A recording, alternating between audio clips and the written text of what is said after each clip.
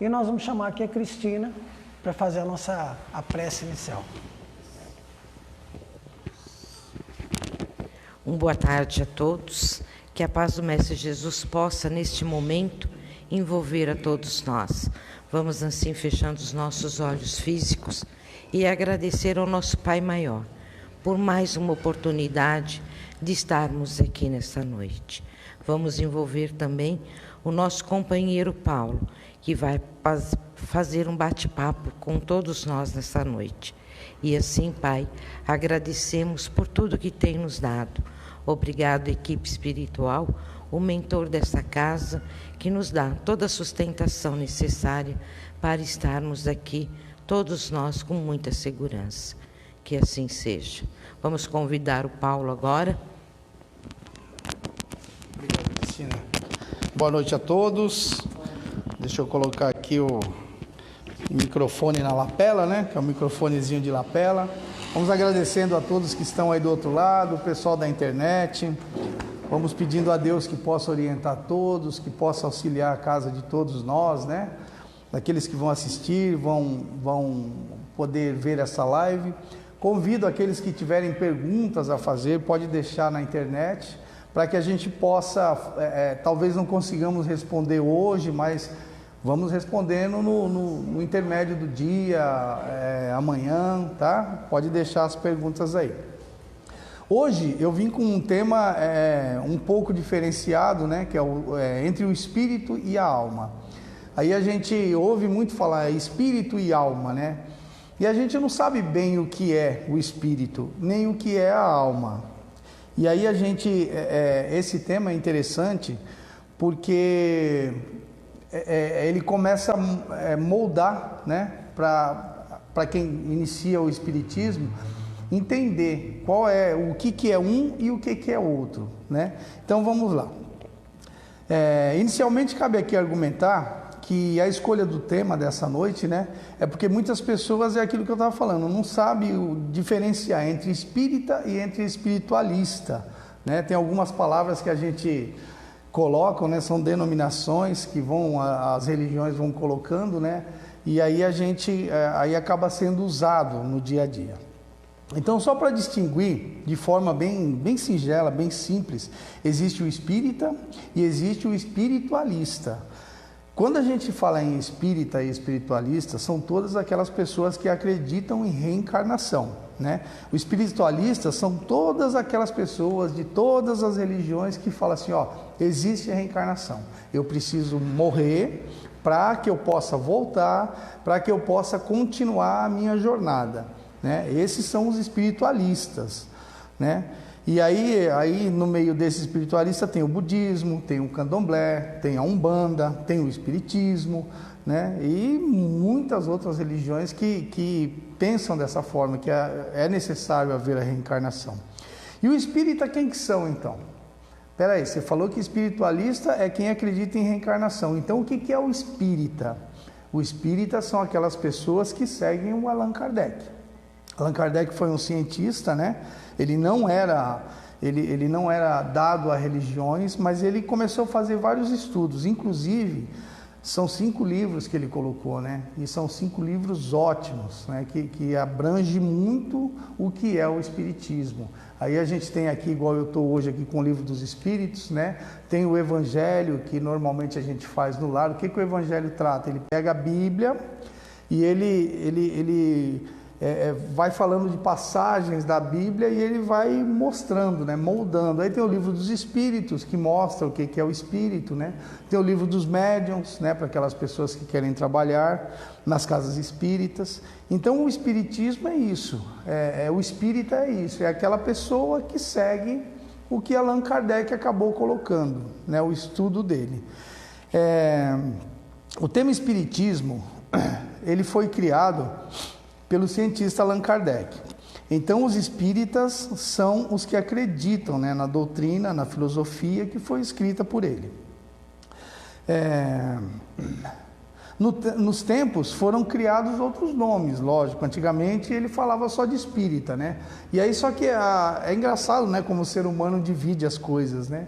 Então foram criadas algumas coisas. Então para o pessoal sair, por exemplo, sei lá, de uma religião que para mostrar assim, eu sigo o livro dos espíritos, eu sigo o evangelho segundo o espiritismo, o pessoal começou a falar, sou kardecista, né? E em vez de falar sou espírita, ele falou sou kardecista, porque depois todo mundo começou a virar espírita, né? E aí o pessoal começou a mudar, mas isso é só uma questão de lógica, tá? Lógico que isso foi o homem que criou, né? Esses temas de ficar mudando, mesa branca, aí começou a colocar mesa branca, kardecismo, essas coisas tudo. Isso na verdade é um orgulho, né? Que nós temos de tentar mostrar a religião que a gente acaba seguindo.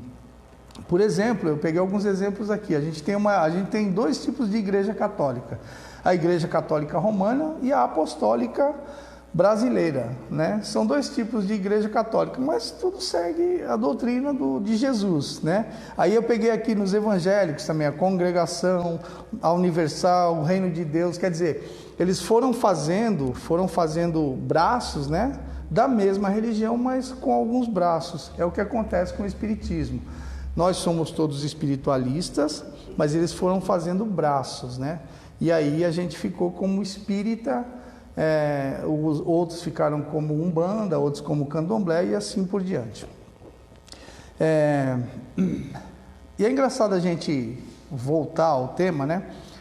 Que a gente começa a ver que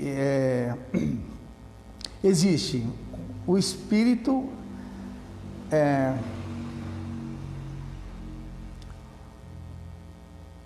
tá. Aqui, ó, o espírito e espírita na Bíblia é só uma definição, deixando ali também ser conduzido, tanto o espírito como o espiritualista, isso é só uma definição, né? O que nós temos que entender? Que a Bíblia nos traz a mesma função, né? Para todas as religiões, a Bíblia traz a mesma função. Qual que é a função da Bíblia? Não importa a religião, não importa qual segmento, né? A gente tem sempre a Bíblia sempre nos traz a paz, a caridade e o amor. É isso que Jesus espera da gente. O que Jesus espera da gente é que quando a gente lê uma Bíblia, independente da religião, independente do foco que nós temos, né? É que a gente tenha paz, caridade e amor. Então vamos lá. Aí existe o espírito, existe a alma, existe a carne, e aí Allan Kardec ainda criou mais uma coisinha, que é o perispírito, né? Com os estudos dele, ele viu que existia mais uma terceira coisa. E aí a gente começa a falar que o espírito, a alma e a carne, isso já vem desde lá, né? De antigamente. Ele vem com o apóstolo Paulo, né? Muito interessante eu li esse tema. Paulo, ele falava que... E é gostoso quando a gente vai fazer um estudo, que a gente começa a ver algumas coisas que a gente não tinha percebido na Bíblia, né? E aí o apóstolo Paulo, ele falava, o nome é complicado, Tessalonicenses, né? Ele falava para os Tessalonicenses do retorno de Jesus à Terra. E aí no capítulo 5, versículo 23, ele fala o seguinte, ó: é o mesmo Deus da paz, e o mesmo Deus da paz vos santifique a todos, e todos vossos sinceros do espírito e alma e corpo sejam conservados, irrepreensíveis para a vinda do nosso Cristo. Veja que isso Paulo falou lá atrás, né? Quando Jesus tinha desencarnado, ele falava que Jesus ia voltar, e ele fala assim, ó, que sejam irrepreensíveis, né? Que não possam ser maculados, o espírito, a alma e o corpo. Ele divide, né? Se a gente parar para analisar, o Paulo divide em 3 partes, né? Espírito, alma e corpo. E aí a gente começa a ver claramente que essa divisão do Paulo, ele não fez à toa, né? Porque aí a gente começa a ver lá em Gênesis 2:7, que a alma é o ser vivente. Lá Gênesis traz assim, ó, a alma é um ser que vive, né? E o espírito é o sopro, né? O sopro que Deus colocou para que essa alma possa fazer. Ou seja, Gênesis fala assim, ó, a alma é a pessoa, ou seja, eu, né? E o espírito é o sopro, para mim poder viver, né? Como se fosse o boneco Pinóquio lá, que o Gepeto acabou saindo, né? E aí é isso, Deus soprou, aí começou a andar, mas não é assim. Depois a gente acabou no espiritismo, vendo que a coisa não é dessa forma, né?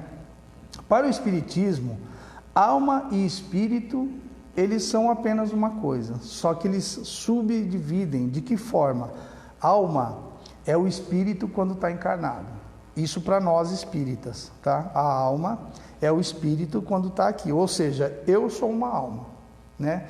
E se eu morrer? Se eu morrer, eu viro um espírito, ou seja, meu espírito sai de dentro de mim, né? E ele fica livre, e ele vira um espírito. E aí aqui nós temos no Livro dos Espíritos, na pergunta 134, que Allan Kardec pergunta assim para os espíritos, ó, o que é alma? E aí os espíritos respondem, é um espírito encarnado. O que era a alma antes de se unir ao corpo? Um espírito. As almas e os espíritos são, pois, idênticas, a mesma coisa? Essa é a pergunta que Allan Kardec faz. Primeiro ele pergunta, o que é alma? Aí os espíritos respondem, um espírito encarnado. Aí o que era a alma antes dela virar, né, o espírito encarnado? Era um espírito. E aí ele pergunta, espírito e alma são a mesma coisa? Então é o que vocês estão me falando? Aí os espíritos respondem, sim. As almas não são senão os espíritos, antes de se unir ao corpo. A alma é um dos seres inteligentes que povoam o mundo invisível e que se revestem temporariamente em envoltório de carne para se purificar e esclarecer. Veja que interessante isso, né? Os espíritos respondem que a alma, o espírito, ele entra dentro do corpo, se torna uma alma, e essa alma, ela se envolve por um corpo, né? Um corpo de carne, para que ele possa evoluir, né? E aí os estudos de Allan Kardec nos levam a mais uma divisão, que era o tal do perispírito lá que eu falei para vocês. Se a gente continuar aqui no livro, a gente vai acabar entendendo o que é perispírito. E o que é perispírito? Aí Allan Kardec vem com isso de lá, né? A gente já sabe que alma é a pessoa encarnada, o espírito é um espírito desencarnado, né? E a carne é o que nós temos aqui. E o perispírito? O perispírito entende-se que ele fica entre a alma e a carne. Ou seja, o perispírito, ele dá a forma ao meu corpo, né? Hoje, se eu tenho esse corpo aqui, essa é a forma do meu perispírito, né? Então, aparentemente, um espírito, ele não teria uma forma, ele seria uma fonte de luz, né? Que ele recebe um perispírito, ou ele transforma esse perispírito, né? E esse perispírito ele transforma da forma melhor que ele quer. E aí eu pergunto, por que meu perispírito, né? Meu espírito não escolheu um cara mais bonitinho de repente, né? É complicado, viu? E aí vamos continuando aqui. O perispírito, ele teve o seu primeiro uso no Livro dos Espíritos, né? No item 6, na introdução desse livro. Então lá foi a primeira vez que Allan Kardec falou assim, ó, existe o perispírito, né? Na introdução. Perispírito, e aí o livro traduzido, né? Bem uma sinopse assim. Perispírito é um laço que une o corpo ao espírito. É uma espécie de envoltório semimaterial. E a morte? A morte é a destruição do envoltório mais grosso, né? Então, quando ele fala assim que existe um perispírito, ele fala, ó, o envoltório, o que é? Da nossa alma. É o perispírito e a carne. E aí ele fala, a morte é a destruição do envoltório mais grosso, da carne, né? E o perispírito, ele é destruído? Não. O perispírito, ele continua, porque ele é a forma, né, que nós temos aqui. Aí a gente pensando nisso, existe quando a gente dorme, por exemplo, a gente costuma falar que o corpo, a gente costuma fazer algumas viagens, né? A gente costuma ir para alguns outros lugares. Quem que vai para esses lugares quando a gente dorme? É a nossa alma, que é um espírito, né? E por que que ele não se desliga do corpo? Porque ele tem o perispírito. E o perispírito é uma coisa que fica, né? Quando a nossa alma sai do corpo para, por exemplo, ir visitar parentes ou andar em um determinado local, esse perispírito ele fica ligado ao corpo. E esse perispírito ele manda um emaranhado de fios, né? Junto com aquela alma, para que aquela alma possa encontrar o local. É como se fosse, por exemplo, a Uber, né? A gente quando coloca lá na Uber, você vê uma linhazinha que faz para onde você quer ir, né? Então o espírito foi para lá e a linhazinha está lá, ó, no perispírito, né? E se precisar voltar ele, ó, o espírito volta rápido, sabendo para onde voltar. E aí a gente pensa, pode se desligar enquanto a gente está dormindo? Jamais. Só se a gente morrer, tá? Então quando a gente falece, quando a gente morre, o perispírito ele se solta do corpo, né? E a partir quando ele se solta, o espírito fica com ele junto, né? Então, quando a gente falece, o que destrói é o corpo, mas o perispírito e o espírito continua, que é a nossa forma.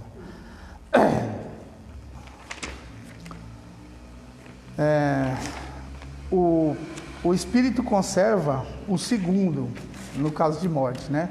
Que é o perispírito.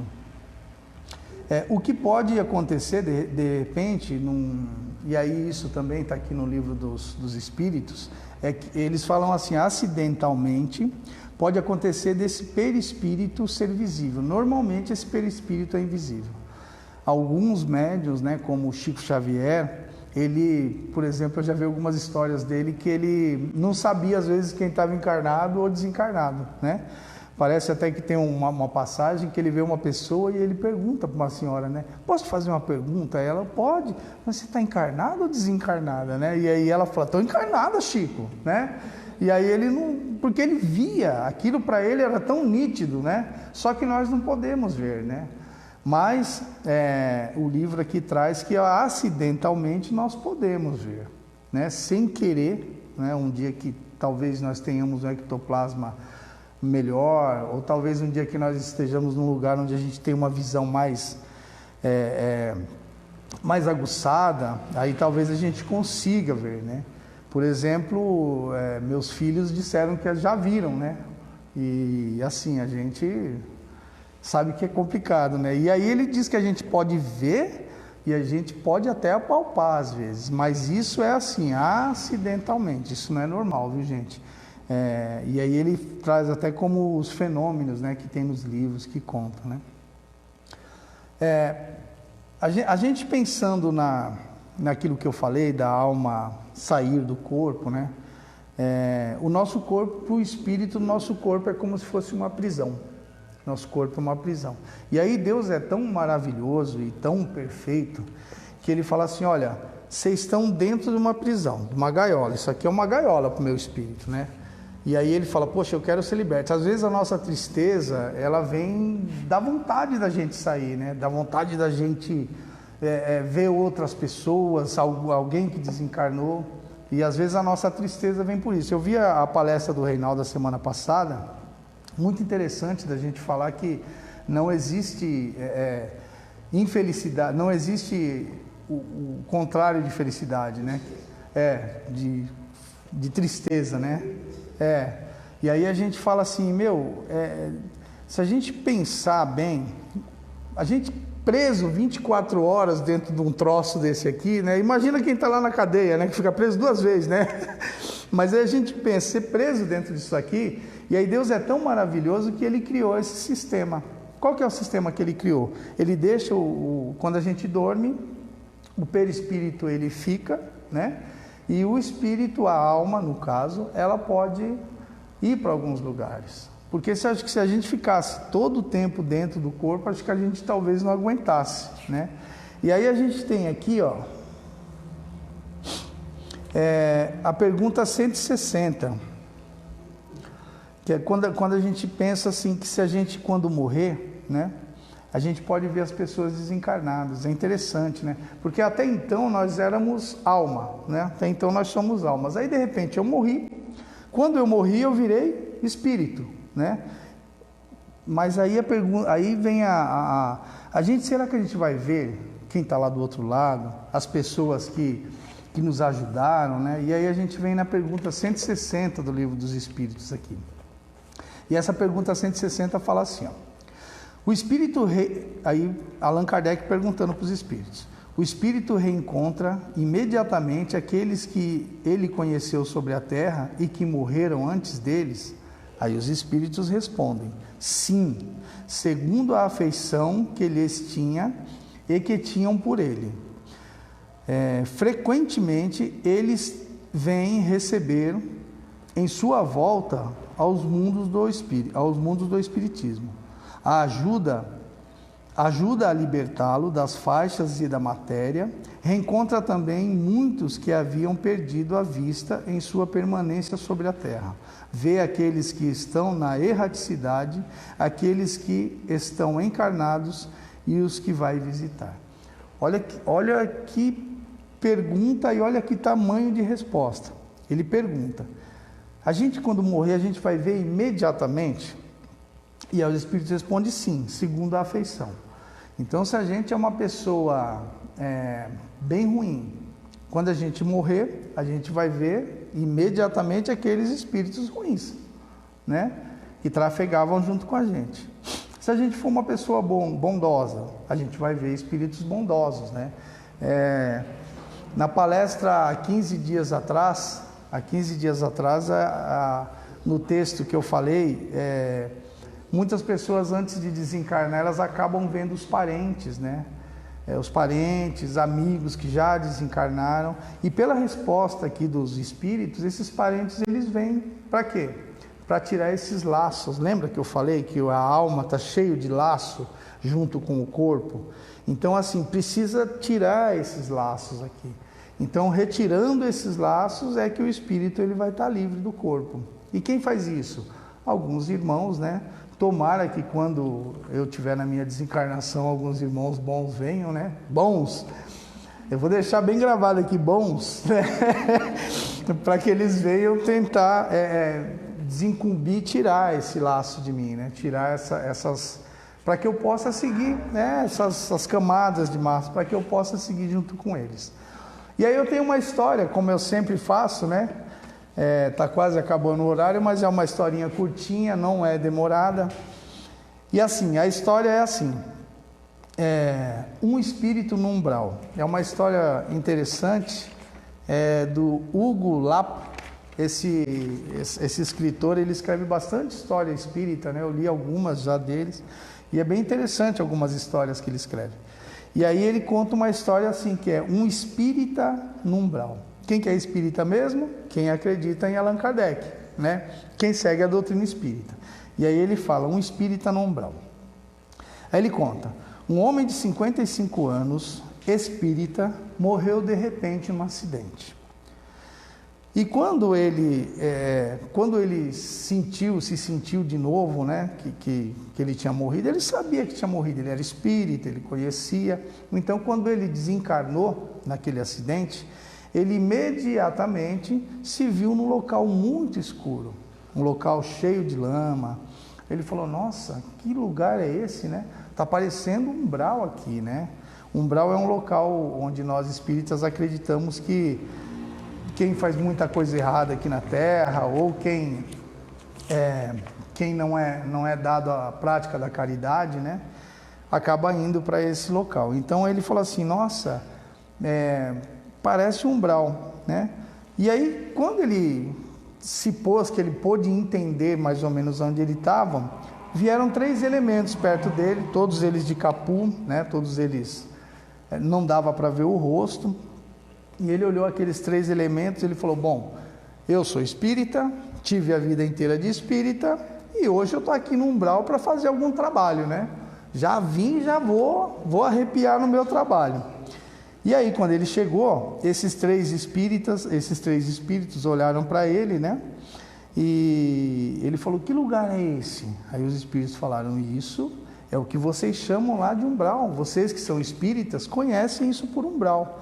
Você está aqui no umbral. Ele falou: nossa, maravilha, já vim trabalhando. Eu sou, né? Já vim aqui, hoje eu sou o cara. Eu sou o cara. Ele achou que ele estava ali já fazer alguma cura, alguma coisa. Ele falou: nossa, hoje aqui eu vou dar tudo de mim. Aí um dos espíritos olhou para ele e falou: você não está aqui para isso não. Ele falou: mas por que eu estou aqui? Por que eu estou aqui então? Ele falou assim: porque aqui é o seu local. Ele falou: não, vocês estão enganados, aqui não é meu local não, nunca vai ser. Aí um dos espíritos falou: mas por que você acha isso? Falou: vocês vieram me receber, não vieram? Sim, viemos te receber. Tá, pensa bem, quando eu estava lá em cima, encarnado, eu fazia sopão, eu ajudava na casa da caridade, eu ministrava, eu fazia ajuda, eu fazia caridade, eu ministrava palestra, eu dava dinheiro para quem nas casas de caridade que precisava. Então é um erro eu estar aqui. Então eu estou no lugar errado, né? Aí os espíritos olharam para ele e falaram: verdade, você fazia tudo isso. Você era uma pessoa que parecia ser excelente. Intimamente, você julgava as pessoas. Quando você dava as sopas, você sentia que aquelas pessoas pobres eram inferiores a você. Só que pelo contrário, muitas delas eram superiores ao que você pensava. Quando você ministrava, quando você dava um dinheiro para essa instituição de caridade, você sempre dava esse dinheiro, mas esperando algo em troca. Eu vou dar aqui, mas eu sei que Deus vai dobrar o que eu tenho, né? E aí esse espírita começou a olhar, começou a pensar, e os espíritos continuaram, né? Quando você dava palestra na casa espírita, você sempre achava que a sua palestra era a melhor de todas. Não se preocupava com os outros irmãos. Quando você ajudava financeiramente, tudo era por troco. Você tinha uma das piores coisas que os seres humanos têm. Você tinha o orgulho e a vaidade. Aquele homem, naquele momento, ele começou a bater na consciência e percebeu, né, que ele fazia tudo aquilo mesmo em troca de algo. E aí bateu um arrependimento nele. Ele se arrependeu, cabisbaixo, e ficou muito triste. Naquele momento, o corpo dele começou a se elevar, o corpo dele começou a subir, né? E ele se sentiu feliz, porque tinha se envolvido numa luz, né? Numa luz amorosa. O corpo dele começou a subir. E quando ele olhou lá para baixo, ele falou: nossa, graças a Deus, olha, eu não vou ficar ali igual aqueles coitados. Graças a Deus eu sou melhor que eles, porque o que eu tinha que fazer na terra eu fiz. De repente ele caiu de novo, pum! Né?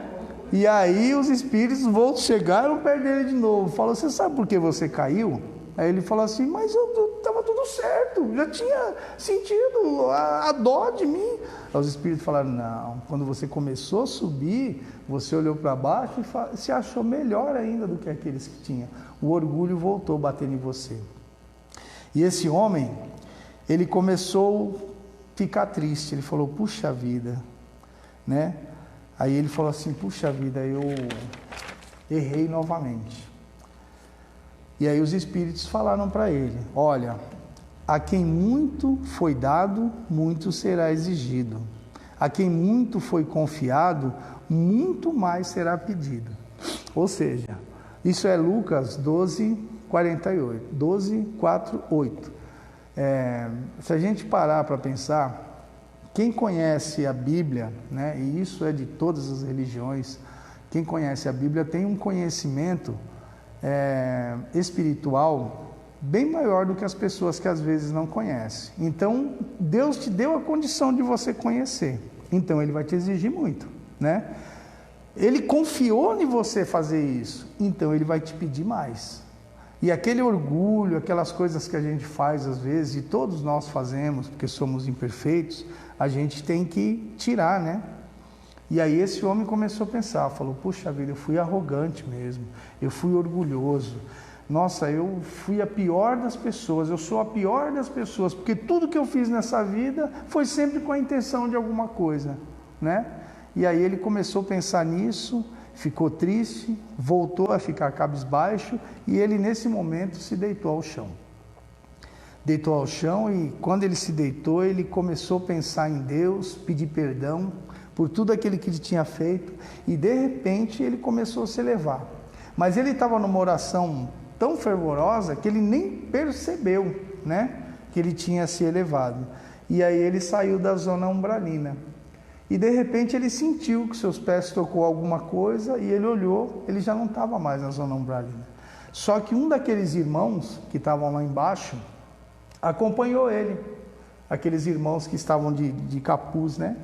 E de repente ele tirou o capuz e aí o espírita reconheceu, falou, olha, esse espírito desde lá de baixo foi quem me recebeu e está me trazendo para cá, para me ajudar, né?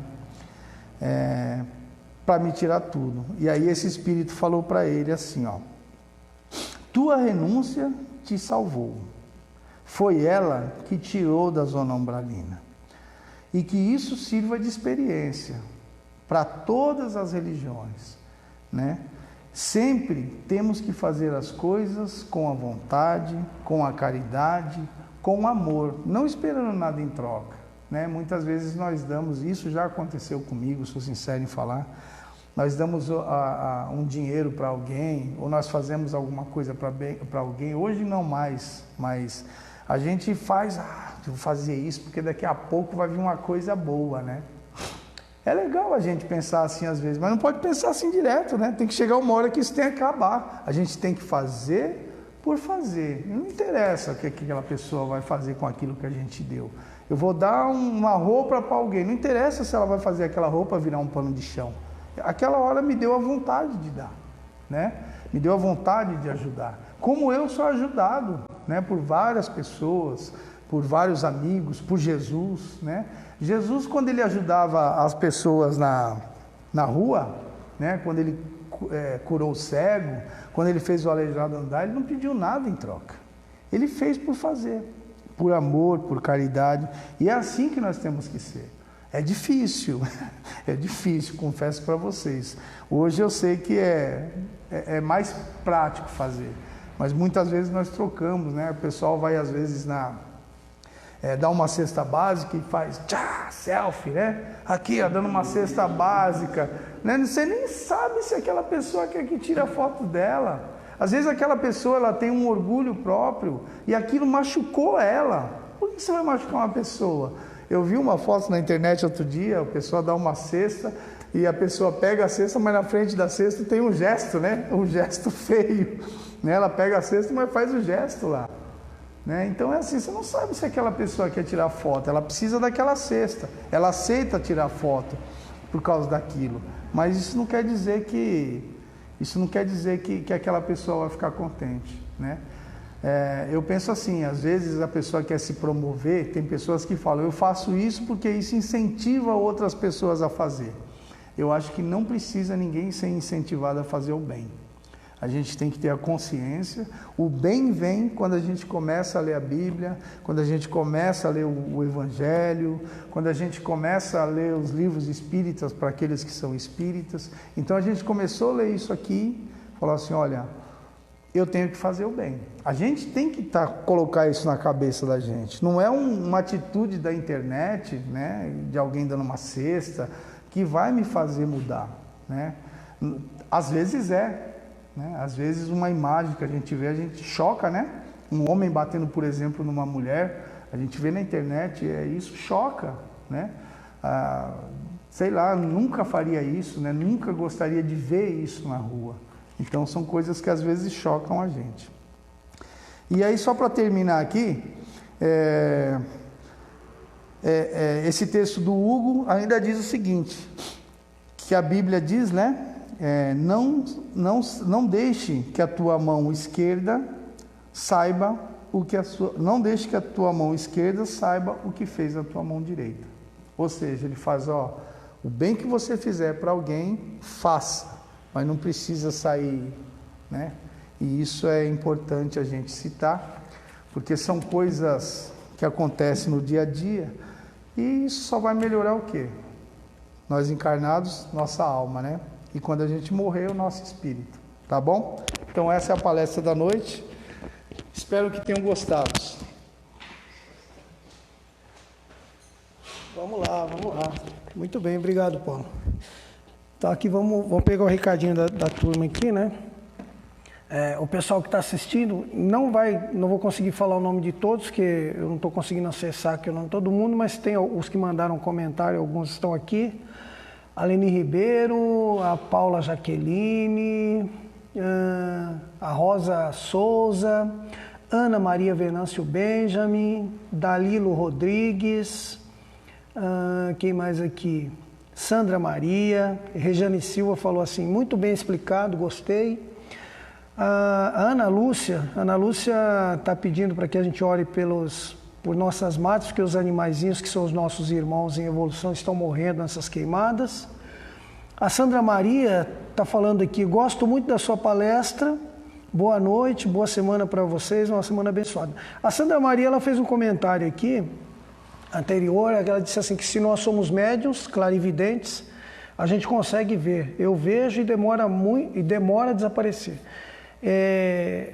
Eu espero que você esteja usando sua mediunidade de clarividência para o bem de alguém, não é? Para auxiliar os outros, porque a gente não pode esquecer que nada acontece por acaso dentro da economia divina, como diz o Emmanuel, né? Tudo acontece por um motivo. Então, se você vê espíritos, é para alguma finalidade útil, boa, né? Não para proveito pessoal, nem para uso próprio. Então, espero que você esteja usando bem essa mediunidade sua e pense... e se morar perto aqui, nos visite, não é? Estamos precisando de médiuns clarividentes aqui. Bom, a todos que nos assistiram, muito obrigado, viu? Domingo que vem estaremos aqui novamente. Eu pedi para a Dalva fazer a prece de encerramento aqui, por gentileza, Dalva. Queremos agradecer por estarmos aqui esta noite e agradecer pela semana que Deus permitir para nós na próxima semana. Pai nosso que estais no céu, santificado seja o vosso nome. Venha a nós o vosso reino, seja feita a vossa vontade, assim na terra como no céu. O pão nosso de cada dia, nos dai hoje, Senhor. Perdoai-nos as nossas ofensas, assim como nós perdoamos a quem nos tem ofendido. E não nos deixeis cairmos em tentação, mas livrai-nos do mal. Amém. Agradecemos, Senhor, pela semana que tivemos, por essa semana que o Senhor vai nos dar, que seja bem, que a gente consiga fazer todos os nossos afazeres na medida do possível. Muito obrigada, Senhor.